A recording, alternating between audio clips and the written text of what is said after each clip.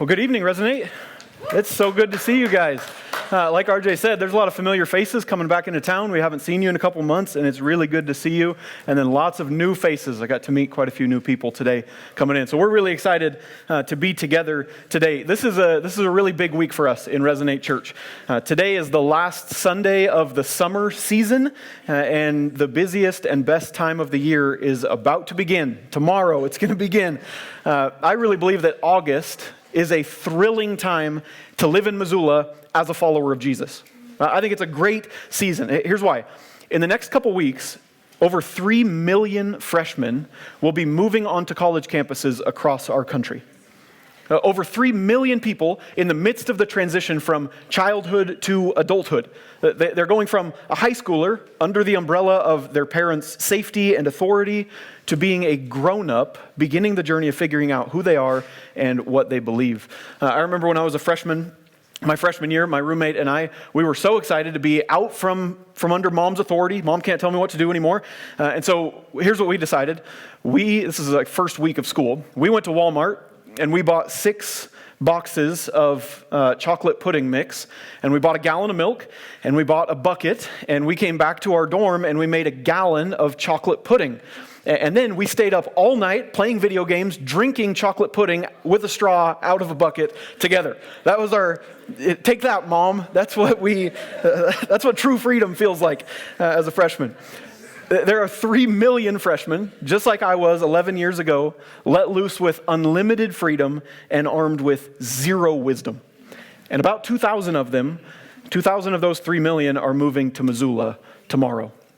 And so this is an exciting time to be a Christian in Missoula because thousands of people desperately in need of the hope that only Jesus can offer are moving right into our neighborhood, right onto our campus. What better opportunity could we ask for as ministers of the gospel? And so this Sunday is kind of like the pregame speech before the Super Bowl. That's the vibe that you're going to get. Today I want to help you see the vision that God has given our church and how you can be a part of it for this next crucial month. That's our goal today.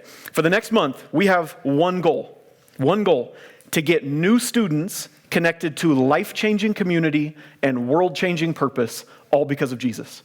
That's our goal, to get new students connected to life-changing community and world-changing purpose, all because of Jesus. That is our singular focus because we remember. We remember what it was like to walk onto campus for the very first time. Think back. Do you remember it? Do you remember the anxiety and the nervousness? Do you remember wondering if you'll fit in? Wondering if you will make any friends? Do you remember changing your outfit half a dozen times so that you're looking your best in case there's a cutie on campus that you lock eyes with? You remember that moment? Do you remember thinking that all the upperclassmen were so cool and put together? And now that many of you are upperclassmen, you know that's not true. I remember my first day on campus, University of Idaho. So I moved in, I said goodbye to my family. I put on my coolest bro tank, right? Sun's out, guns out, you gotta do it.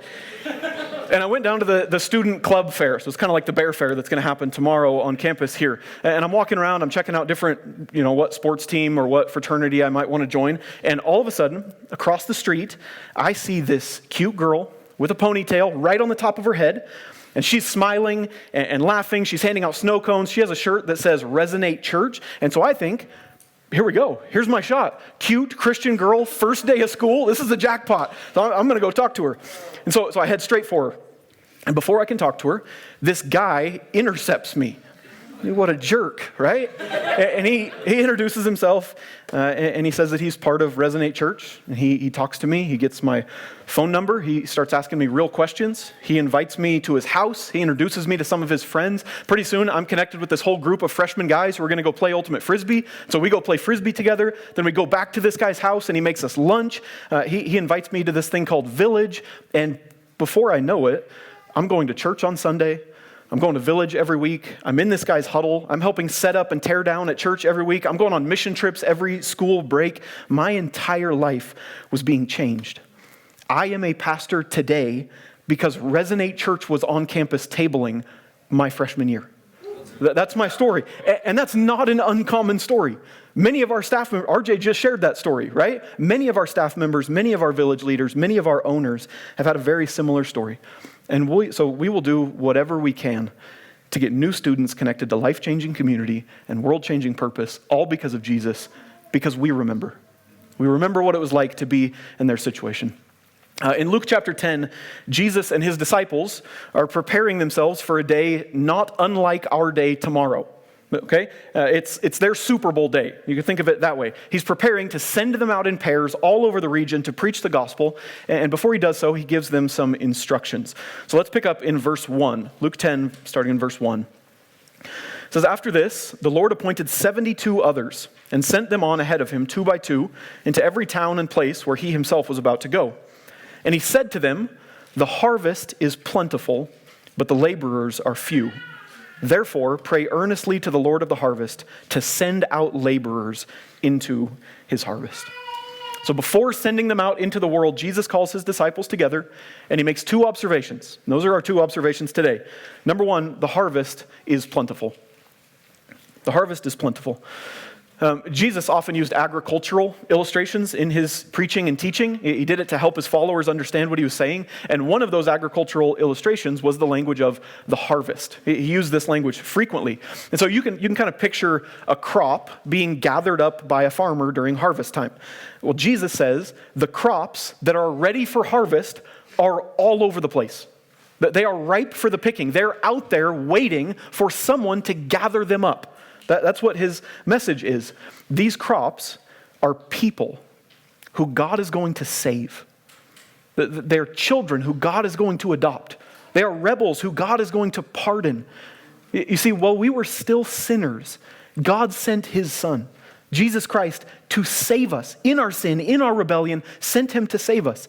Jesus was conceived of the Holy Spirit, born of the Virgin Mary, perfectly righteous all of his life.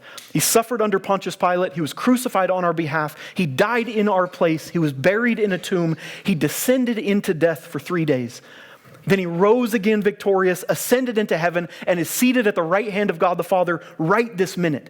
Amen. And when sinful human beings behold the sinless, crucified, risen Christ, and believe in his substitutionary atonement in their place, they are saved from sin and hell and death. That's the harvest. God wants that good news to spread all over the earth. And as it turns out, the amount of people who will believe that message is plentiful. That's what Jesus says. The harvest is plentiful. We sometimes get discouraged at the darkness and the depravity of our city and our campus. But the truth is, there is no place too dark for the light of the gospel. There's no place. There's no corner of a freshman dorm room where the Holy Spirit is not at work. There is no murky basement in a Greek house where God is not active. There is no hedonistic atheist whose heart is impenetrable by the Spirit of God. There is no person who does not deep down crave being united with the God who created them.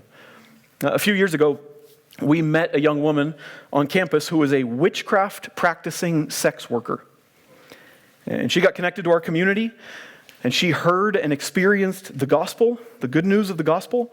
She repented of her sins. She threw away her witchcraft gear. She deleted her OnlyFans account, and she got baptized right there in our church. There is no place too dark for the light of the gospel. There's no one who's too far gone. The harvest is not sparse. It's plentiful. And this is especially true of university students in 2025. As the world has descended into godless chaos all around us these last 10 years or so, Gen Z has started to realize that there must be something more. There must be something more to this world. Just a few months ago, so this was in May, Barna found that 72% of Gen Z are moderately or highly open to spirituality.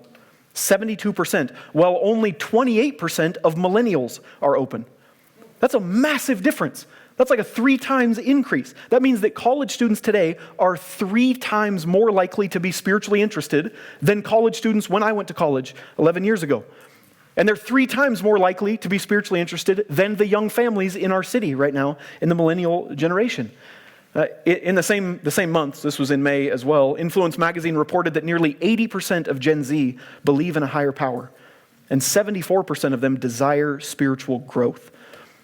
So, Resonate Church, you and I are uniquely positioned to bring the gospel to the most plentiful harvest, maybe in the entire world right now. College is a unique 4-year window where students are deciding what they're going to believe and what they're going to do with the rest of their lives. And in fact, the data indicates that for almost everyone, what they leave college believing is what they will believe for the rest of their lives.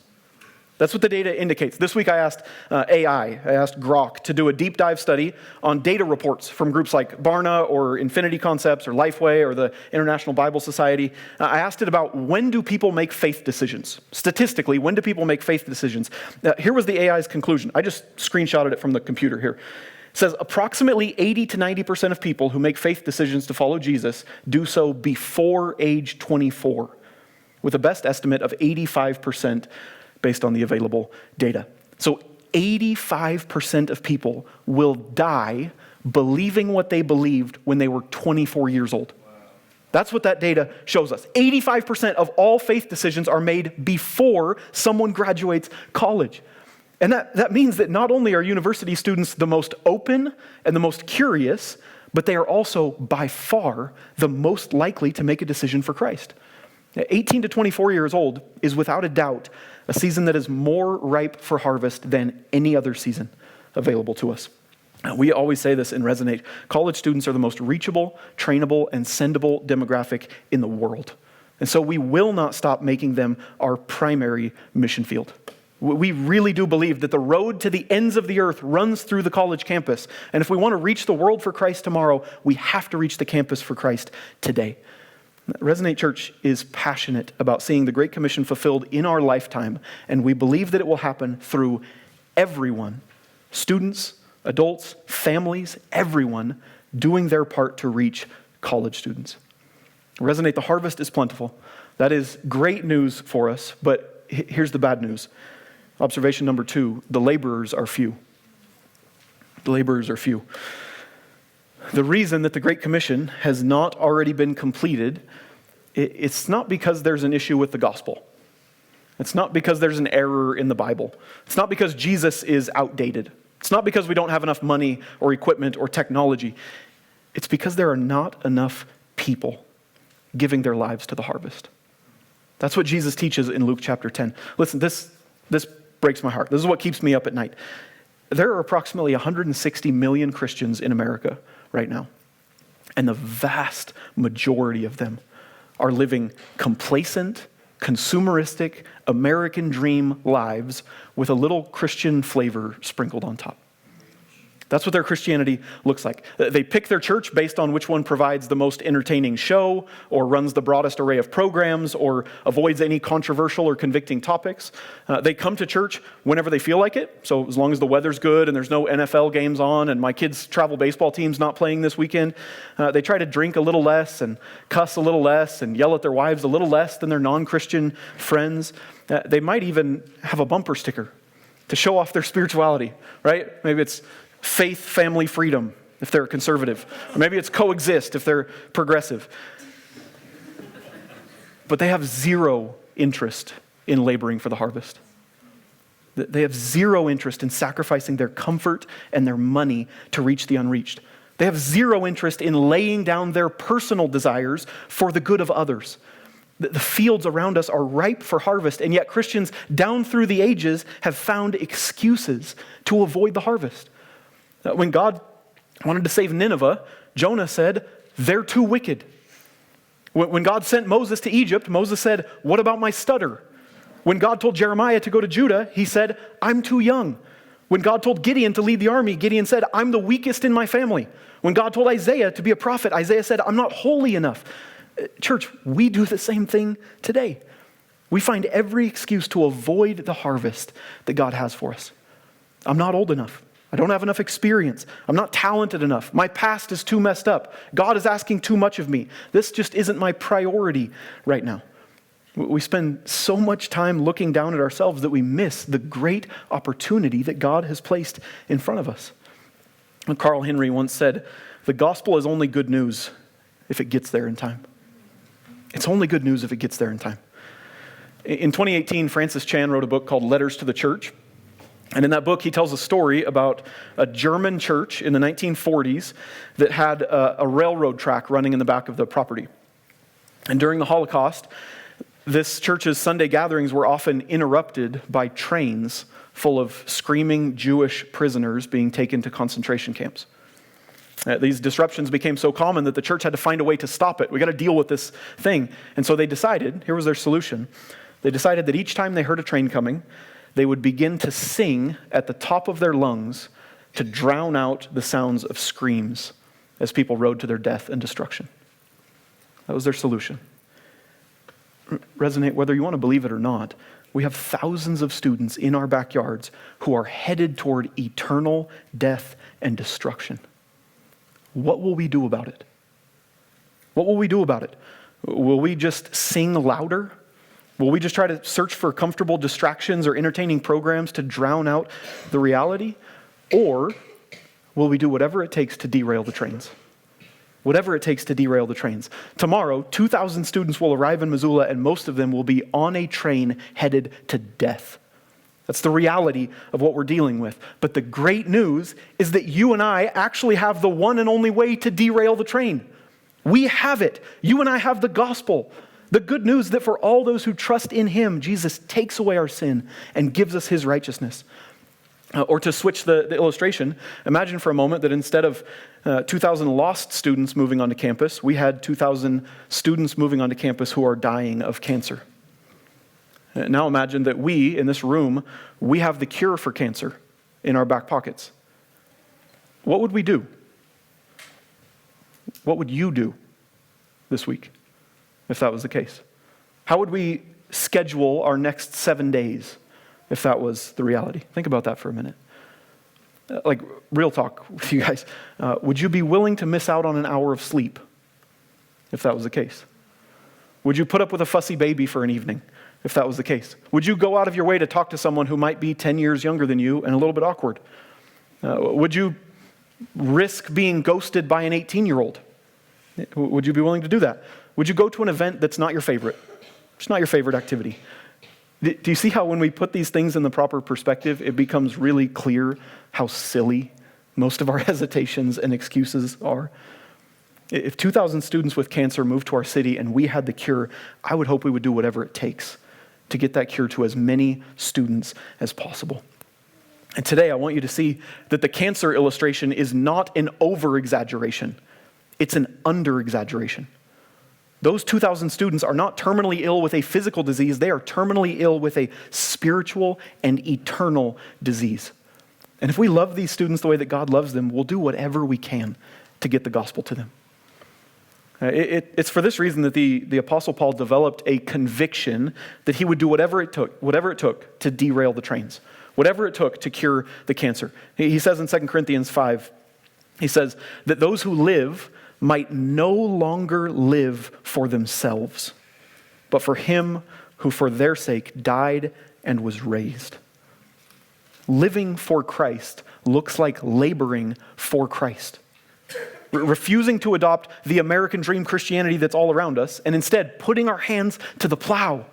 Just because the harvest is plentiful doesn't mean labor is easy, right? Farming is a hard vocation. Labor for Christ is hard. But there's a great reward. Jesus says in John 12, if anyone serves me, the Father will honor him. If anyone serves me, the Father will honor him. Romans 10:15 says, how beautiful are the feet of those who preach the good news. There is great honor and great reward in a life lived in service to Christ, but it's a very different reward than what the world offers. It's an eternal reward that will never fade. And so this combination between a desperate need and a glorious gospel is why the University of Montana is the bullseye on our dartboard, especially in the first month of school. That's what you need to hear from Resonate Church. This is the unique calling that God has given our church and what has allowed us to thrive in environments that so many other churches and ministries have really struggled. Almost every other church relegates the college thing to like a side ministry or a parachurch organization because college kids are difficult and they're kind of strange and they cost a lot of money and they don't give any money and they make things complicated. It's hard. But in Resonate, every demographic in our church is committed to doing their part to reach the next generation. Our students and our recent graduates give time and energy and passion. Our adults and families give money and wisdom and mentorship, and together we have built a powerful engine for reaching the most reachable, trainable, and sendable demographic in the world. And at Resonate Church, God is doing something amazing. I recently sat down with the dean of students at U of M. She reached out to me to talk about our church and the impact of our church. Like, we got on her radar, and she wanted to meet with me. And she told me something surprising. I was talking to her about villages and some of the other student group activities we have, and she said, not only are you guys the largest faith-based group on our campus, you might be the largest student group on our campus of any sort. She said, you're right there with the entire Greek system and the entire intramural system. That's where you guys are at size-wise. So we have committed to being consumers. To not being consumers, but instead laborers. And just as Jesus promised, the harvest has been plentiful. He promised us the harvest was plentiful, and his promise has come true. Not only have we sent out hundreds of people as trained up disciples into the world to make much of Jesus, but we've also built our church out of the harvest. Like, we're not importing mature Christians from another church. Almost all of our church is made up of people who were reached in the harvest, saved in the harvest, trained in the harvest, and now sent back into the harvest. And so tonight, I want to do something a little bit different with most of the rest of our time. I actually want to hear from some of those laborers, some of those people that I just talked about. I've asked a handful of our leaders and owners to join me on stage, and I want to ask them a few questions about their faith journey, about the impact that Resonate has had on them, and about the vision that God has given our church. So would you guys give them a hand? And you guys that are on the panel, would you come up here and join me?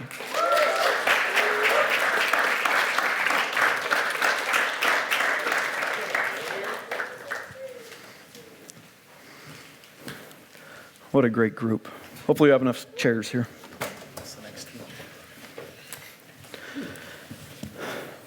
All right. This is Matt Dodderwich. This is Alex Robinson, Xavier Flowers, Taylor Sadwick, Courtney McAllister, and Emily Otsby, some of my best friends in the world up here. So I want to ask you guys, we only have one mic, so we can kind of go down the row, but if you have something you want to chime in, put a hand up and we want to hear from you. So just really generally and pretty briefly, tell me about your faith journey. Like, where were you headed, and how did the ministry of Resonate impact you? Hello. So I'm from the Seattle area. I grew up as an only child, and if you know me, that might make a little bit of sense.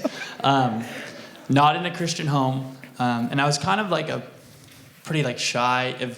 Ask Jerry, I don't know, he's not even in here, but ask Jerry Deathridge what I was like as a freshman, and he would probably say it was kind of rough, and he knows too. Like, it was just not super socially skilled and whatnot.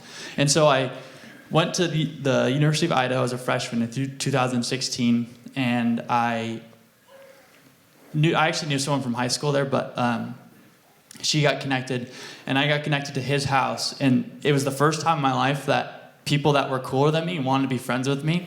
And I know it sounds sad, but it's real, and that's what stuck out to me. I was like, wow, these people want to be my friends. And one of your roommates, Stephen Trantham, who's the pastor of Reno, or Resonate Reno, whatever, he was the best man at my wedding, and he was one of the most he's one of the best people I've ever known, and he loved on me more than anyone has ever, other than my wife, who's sitting back there. But sorry, that's kind of longer than you wanted. But anyways, I became a Christian that year and just went through the process of discipleship and sanctification. And I went to Elevate as a freshman, got to live in Boise the next summer, and then I went to Elevate as a junior, leading a room, and I met my wife. And now, when I was moving here, I didn't know her, and she was already going to school here, so we were really good friends, and we started dating. Now we're married. We have 2 beautiful boys.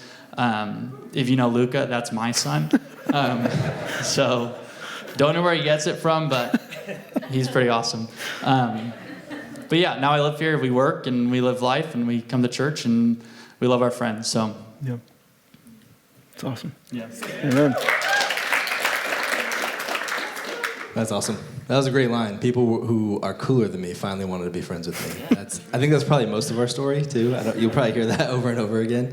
My name's Alex, and I kind of grew up in the church, but by the time I got to college, I was ready to rebel. and do my own thing. And so I went to Central Washington University over in Ellensburg, Washington. And Preston talked about pudding buckets on his first day. But this is what my first day on campus looked like. I put all my stuff in my car and drove to Ellensburg, and I was so afraid of people, like so introverted, that I didn't like go to the week of welcome lines. I like parked on the other side of campus in a parking lot and took load after load of stuff up to my room because I was just scared of people. I was insecure and didn't think people could possibly like who I was, and so I hid from them. And then I met people who were cooler than me, who wanted to be friends with me, who were part of Resonate Church, and that changed everything for me. I was headed towards a lonely life, who I was aimed at money mostly. I just wanted to make a bunch of money, and now I'm in ministry. So that is not what Jesus gave me, just so you guys know. But I met people from Resonate, and they introduced me to Jesus and a family, and that was a game changer for me. So I led a village, led to Elevate, and planted a church, and then moved to Missoula last year, and we love it here. So yeah, we'll tell you more in a little bit. That's great. My name is Xavier. I grew up in the South, Florida, Texas, Louisiana. I went to college at like a small engineering science school in Florida. So I actually did not get connected to Resonate here when I was in college. So growing up, I did not grow up in a Christian home or anything like that. I got saved in between my sophomore and junior year. Did like a summer program at Georgia Tech. These random guys were walking on campus, and I also don't really like people, so I tried to avoid them across the street. And they went across the street and tried to follow me. So they stopped me and they talked to me, and I was pretty hands-off. And I remember the day before, I grew up in nominal Christianity, so I heard who Jesus was, I heard about God, but there was no tangible effect in my family's life. But I remember praying, and I was like, okay, God, here's the Bible. I don't know how to read this thing. I don't think it's a regular book, so can you teach me how to read this? And those guys that came up to me, they stopped me, had random conversation, and then they started, quickly I found out what they wanted, and they were like, hey, do you know who Jesus is? And I was like, oh, yeah, kind of, but I don't know anything really about him. And just that summer, they really took me into their church, discipled me, and that was the first time that I was involved in a church that had people my same age. Before then, I just went to my grandma's church in Texas every summer, and I was like, this is definitely an old person thing.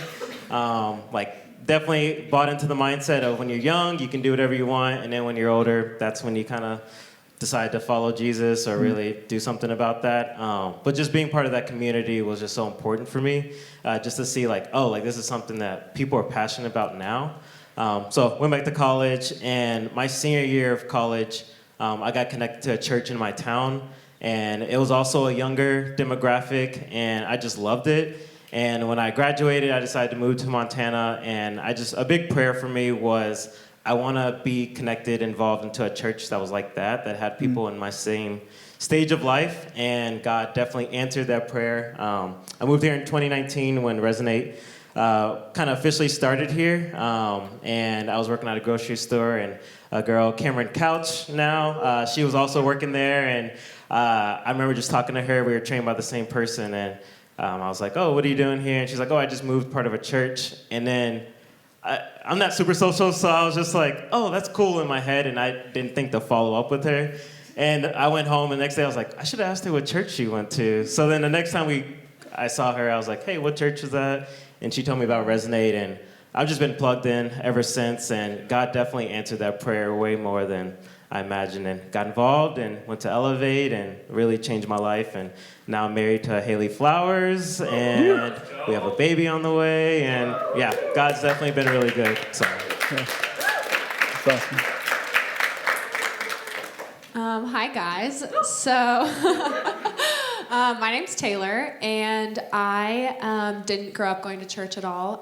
My senior year of high school, I kind of started to explore Christianity a little bit. But when I was coming to college, I was at a place that I was just really angry, honestly, with God, and didn't understand faith and why people followed a God because of the understanding I had of him. And so I think I came to college living a life where my identity was in so many other things. It was in my academic achievements and what people thought of me and the partier that I was and all of these other things. And I was coming to school ready to just continue on that path. And by God's grace, I got connected to Resonate my first month of school and just met incredible community and women that loved me more deeply than I had ever been loved before. And they were saying that love that I was experiencing was a fraction of how God felt for me. And it just, when that reality really sunk in, it changed everything for me. And so, I can see the path that I would have gone down if God didn't use Resonate. And thankfully now I love this community and I love the Lord and I just want my life to be for him. And that's how God's used Resonate for me. So That's awesome. Hi, I'm Courtney, and I feel like I hear a lot of my story in your guys's, but I went to Washington State University. I don't know if there's any cougs. If my husband was in the audience, he would say something. I had a little bit different of a story. I grew up in a Christian home, but kind of like Xavier's, we didn't really nothing really about our lives was different. And I went to a bunch of summer camps and there was this Christian high and then it was gone once I got home. And I went to college and just kind of went the normal college route. I rushed a sorority, just dove into all the things of live life to the fullest and you only are in college one time. So totally flash forward to my senior year, everything kind of just caught up to me, and I was at a career fair, and a girl named Anna, who I'd heard of through the Greek system, it's pretty large at Washington State, and we struck up a conversation, and somehow she just was like, "Oh, are you a believer?" And I was like, "Yeah, I think I am," because this whole time, someone in my sorority named Brittany was inviting me to church on Sundays. And sometimes I would show, and sometimes I wouldn't. And sometimes I would be feeling a little hungover, but I'd still go. And Anna, I just met her at this career fair, and something was totally different. She was like, "Come to my house on Wednesdays. We have Village." And just recently, I had heard a sermon one of those mornings that just really reached me. I understood there's the freedom of the gospel for the first time, that we can never earn our way to God, that it's a free gift, his grace. And so, it was crazy how the timing all worked out. I hope this is making sense. But basically, Anna reached out, got me into a Village, and it was amazing. I think God, just at the perfect time in my life, provided me for the first time in a very lost community of Washington State, real Christian community that actually cared and asked me how I was doing, and we had real talk. We weren't on our phones. We weren't drinking. It was just awesome. It was full of joy. So God really used that season, my senior year, and then I think I'll tell one quick story about that, to change the whole trajectory of my life. Anna and Jen would come to my house, which was a sorority live out, every Sunday morning, and Wednesday. We called it War Wednesdays. They'd walk through literal limes and, sorry, this is kind of shot glasses and the party before that happened at my live out. That was crazy. And they'd come up to my bedroom and we would read the Bible. And they just completely met me where I was, and it was just what I needed. So that's a little bit about how I got connected and the impact there. Wow. That's awesome. It's so great to hear these stories. I'm Emily. I went to UVI as a freshman. Go Vandals. Yeah. I showed up to my freshman year having never set foot in a church ever. And I also wanted to rebel. And I wanted to go to church. That's how I wanted to rebel. But I showed up a know-it-all. I was never gonna walk into a church because I knew nothing about it, so I wasn't about to show up there. So I was genuinely waiting for someone to invite me to church. So I always like to tell people that because I'm like, it's real. Like there are people showing up this week who are waiting for you to invite them to church, and they won't show up until you invite them. That was me. So someone finally invited me, and I mean, genuinely, the rest is history. I got plugged in. The same story you've heard.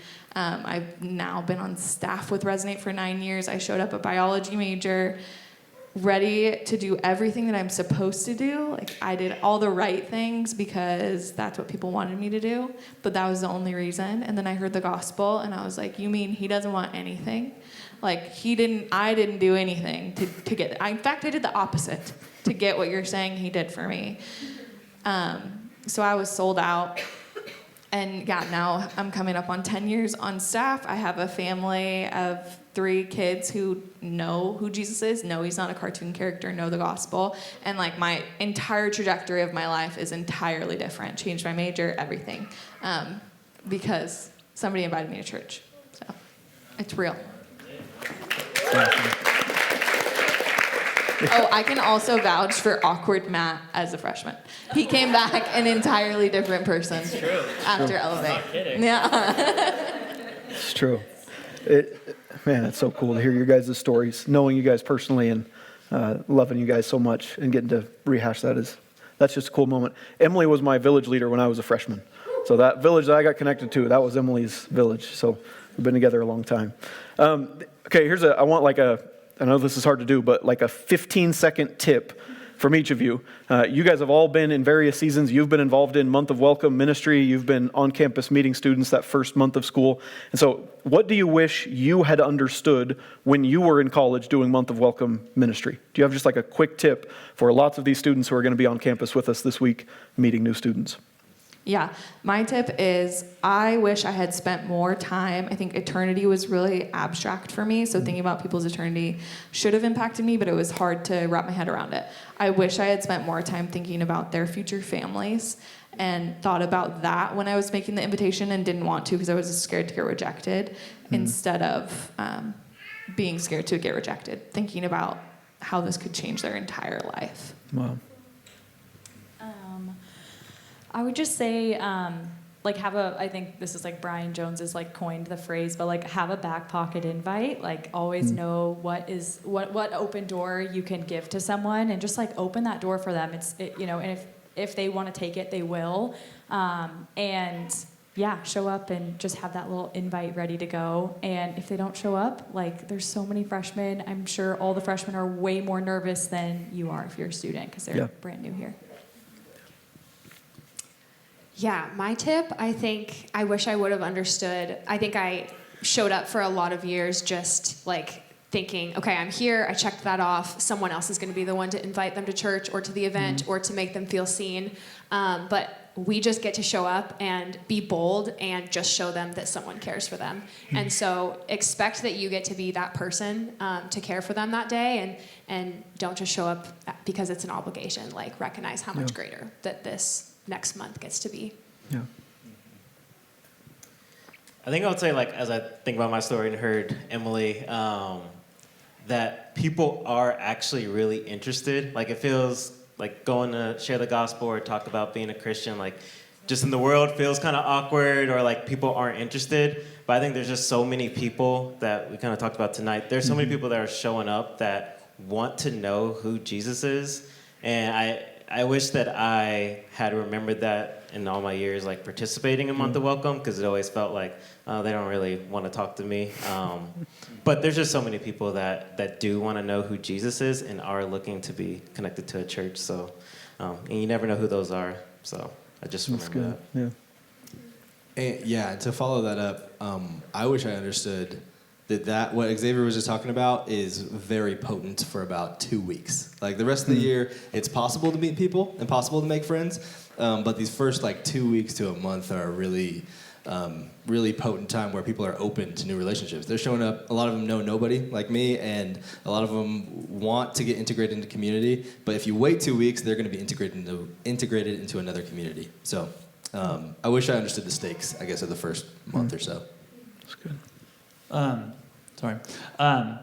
I would say this is the biggest team effort that you'll ever be a part of, and everyone is good at different things. So, like Austin can go to campus and come away with 20 new phone numbers and 10 coffee dates for the next week, and I was never good at that. And so just asking how God wants to use you and really stepping into that and being bold too. You still should go out and try to get all the phone numbers and do all that stuff, but don't compare yourself to someone that's really good at it if you don't feel like you're the best at it. And just really ask, where God is leading and have eyes for that. So that's something I've learned over the years. That's good. That's a lot of wisdom right there. You guys have been in it a long time. So last question, you don't all have to answer, maybe 2 or 3 of you want to give a minute or 2 of wisdom here, but most of you are, you've gone through student ministry, you are out of that, you're in the family world, you've been in this a long time, and yet you're still here in Resonate. You haven't gone somewhere else. So I wanted to ask some of you, what has kept the vision God has given our church, what has kept that compelling for you after all these years? What's still compelling about this vision after all these years?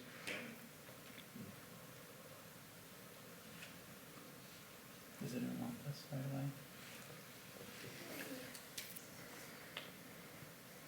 Yeah, I think for me, just seeing the way that God has really changed my life since I got plugged into Resonate here. I wish that I went to a campus that had Resonate. And yeah, just seeing the way that he just revealed all of my sin and just the false hopes that I had and just replaced that with community with all of these guys and just really knowing and loving the Bible. Like, I remember a couple years ago, I was leading a village and Austin was our village coach, and he had asked us to think about the why, why a village. And I just knew this is a good thing that I should do. And I remember walking away from that coaching session of why am I part of Village? Why am I leading Village, not as a student? And it was just simply I want to give back, or I want to be able to contribute and give college students the opportunity that I didn't have. We had Christian parachurches on my campus, but I avoided them because I didn't want to do that. But I'm just thinking if God had, if I had been open to God meeting me where I was in college, how much more I could have grown in my faith and to know him and just be discipled. And I think that's been keeping me going of I didn't have that opportunity, and God met me definitely where I was. And he's done a tremendous thing. And I'm okay, well, I want to be able to give that opportunity to freshmen and just show them how much Jesus loves them and just how much more full life with him is. Yeah. And that's just been a steady thing that's kept us going. Yeah, that's awesome. I think the thing that keeps us here is the scope. People don't stop coming to college. Every year, there's new freshmen that flood our campuses. And when I think about, your typical church, maybe you have a few friends, a few families that you're impacting. Hopefully you can invite your coworkers. That's great. That's huge. That's not a small thing.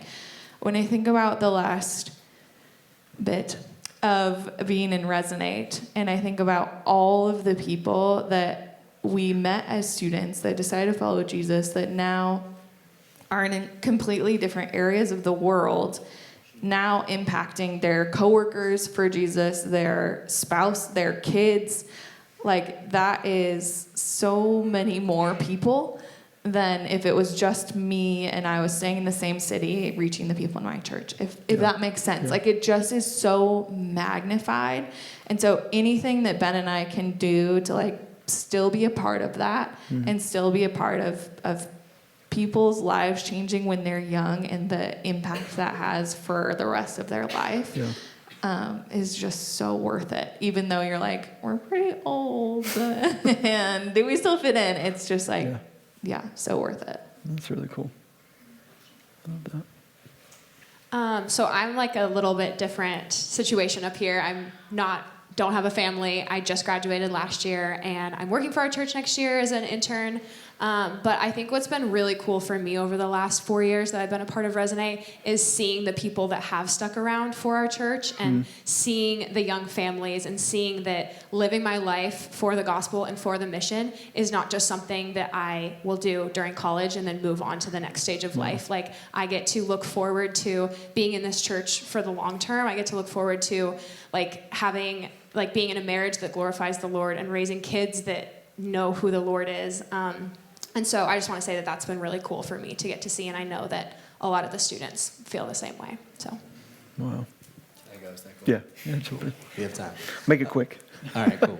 I'm just kidding. What's compelling to me is, similarly, is just all the stories of transformation that I've seen and heard. So what used to be compelling was probably like rah-rah speeches like tonight, these Super Bowl speeches. And over time, I think that gets less compelling, and these stories have just got more compelling because I've seen lives change. Like, my life was changed by the gospel, and then, I just even look around this room, and I know people from like 10 years ago who I've seen their lives changed over the last 10 years.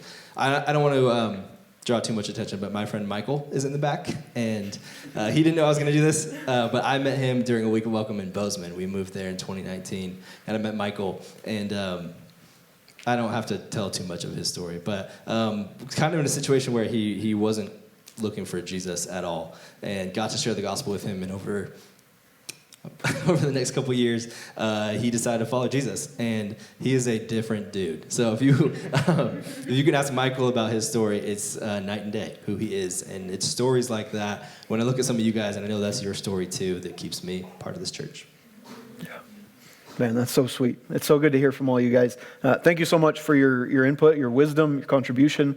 We're really thankful for you. Give them a hand as they go back to their seat.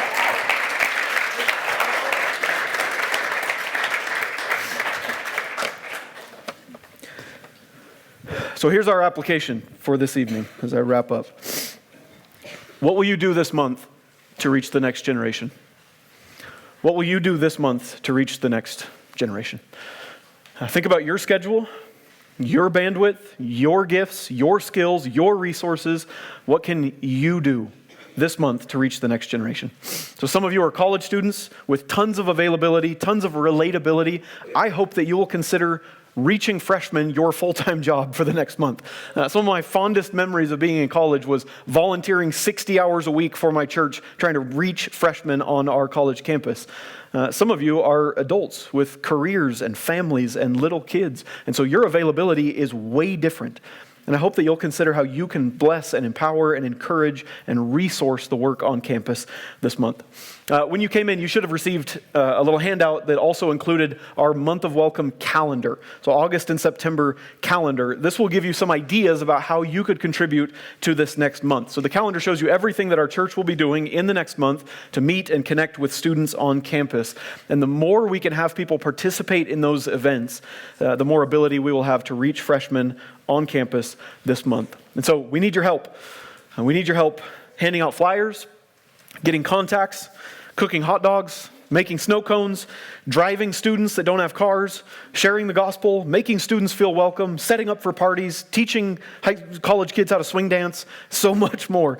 We need help. Where can you join us this month for Month of Welcome? Would you guys pray with me as we close?